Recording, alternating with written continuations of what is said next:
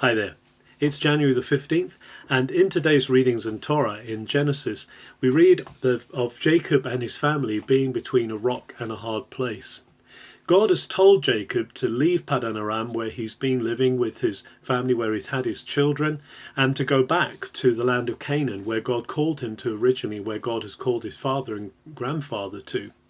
But Jacob does it in a very surreptitious, a very underhand way. He does it secretly. He leaves Laban, he leaves the past behind and steals away. And Laban is very angry and chases after Jacob and his family and catches up with them and is really angry. But in the process, God speaks to Laban in a dream and says, "Don't you dare harm Jacob and your daughters and his family."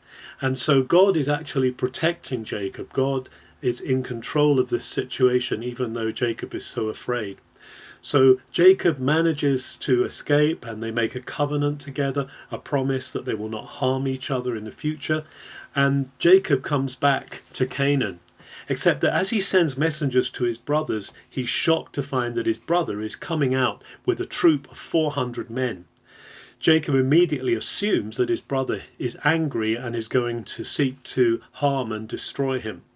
And so at the end of the reading that we have today in Genesis 32, Jacob throws himself on God's mercy and he says, "God, I've experienced your covenanted grace. I've experienced your faithfulness.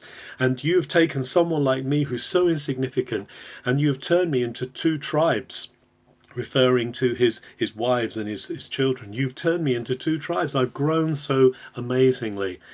And so he throws himself on God's mercy for the future, and God is going to protect him, as we'll see again tomorrow. Have a good January the 15th.